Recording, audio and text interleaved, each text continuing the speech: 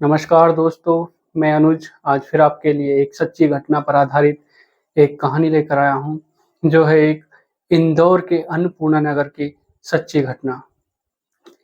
इस घटना में प्रेमी अपनी प्रेमिका से परेशान होकर आत्महत्या कर लेता है और उसके परिवार वाले बहुत परेशान होते हैं इस घटना से।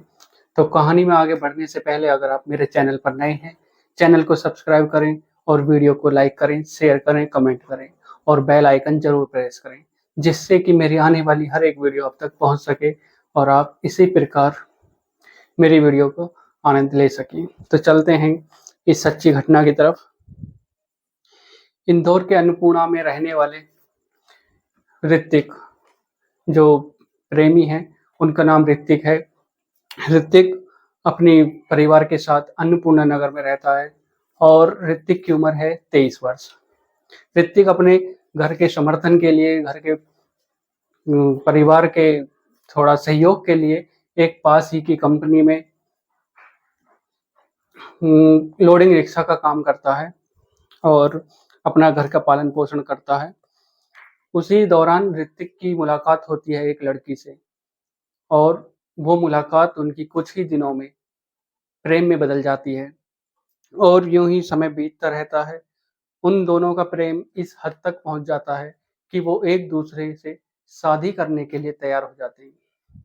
इस समय उनकी जो प्रेम प्रसंग था उसको 1 साल हो गया था और वो एक दूसरे से प्रेम विवाह करना चाहते हैं।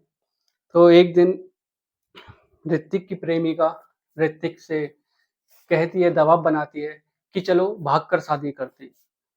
पर ऋतिक थोड़ा हिचकिचाता है, पर उसकी प्रेमिका उस पर दबाव बनाती है और कहती है कि नहीं, चलते हैं और घर से दूर कहीं वादियों में रहकर शादी करते हैं। ऋतिक भी मान जाता है और ऋतिक कहता है अपनी प्रेमिका से कि चलो ठीक है, कल जाकर शादी करते हैं और एक दूसरे के हो जाते हैं। प्रेमिका अपने घर से भाग कर आती है और ऋतिक से मिलती है। आकर ऋतिक पूछता है कि ठीक है, आ गए तो चलते हैं, शादी करते हैं। पर ऋतिक की प्रेमिका कोई भी दस्तावेज लेकर नहीं आती है, जिस कारण से उनकी वो शादी नहीं हो पाती है। उनका जो प्लान था वो अधूरा रह जाता है और वो दोनों अपने अपने घर वापस आ जाती है। ऋतिक अपनी प्रेमिका से बहुत ही प्यार करता है। वो एक इस तरह उससे मोहब्बत करता है कि वो उसके लिए सब कुछ करने को तैयार था, उसका हर तरह की से ख्याल रखता है और समय बीतता जाता है।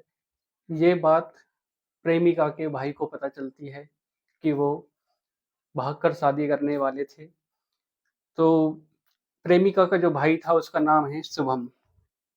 वो इन दोनों के इस रिश्ते से खुश नहीं था।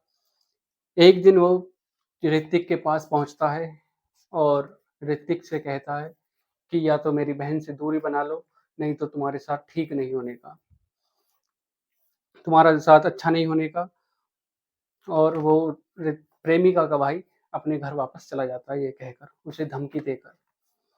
समय बीतता है, किसी बात को लेकर ऋतिक और ऋतिका की प्रेमिका की कोई किसी बात से झगड़ा हो जाता है और उनकी बोलचाल भी बंद हो जाती है। ऋतिक की प्रेमिका ऋतिक को फ़ोन करती है और उसे ब्लैकमेल करना शुरू कर देती है। समय चलता रहता है, काफ़ी टाइम हो जाता है उसे ब्लैकमेल करते हुए। तो ऋतिक अपनी प्रेमिका से परेशान होकर उसके मन में काफ़ी विचार आते हैं, कभी कुछ करने के, कभी सुसाइड करने के। अनेकों-अनेक विचार आते हैं।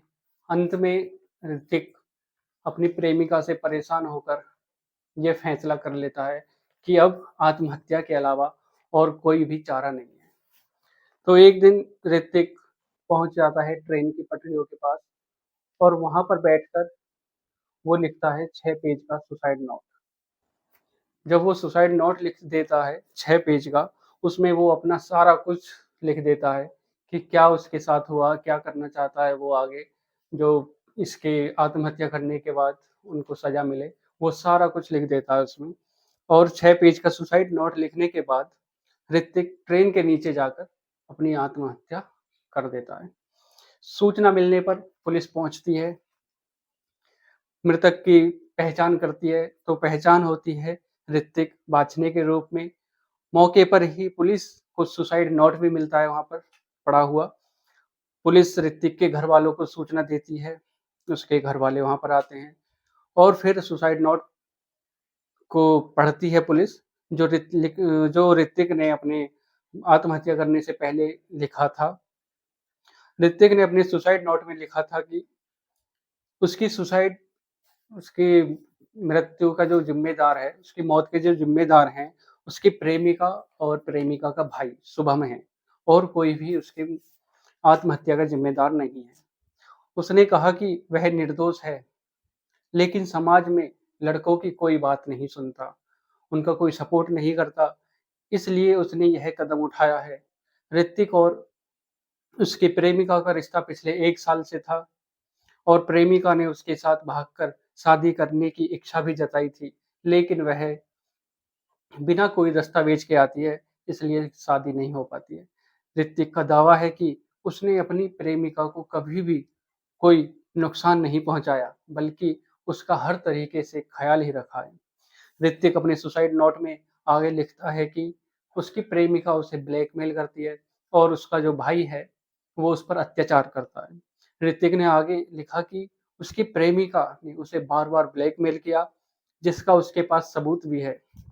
प्रेमिका का भाई शुभम, जो 15 से 20 गुंडों को लेकर उसके घर पर आता है, उसका मोबाइल छीनता है, उसकी जो मोबाइल में सभी सबूत थे, उन्हें नष्ट करने के लिए उसका मोबाइल छीनता है, उसकी बहन की बदनामी ना हो।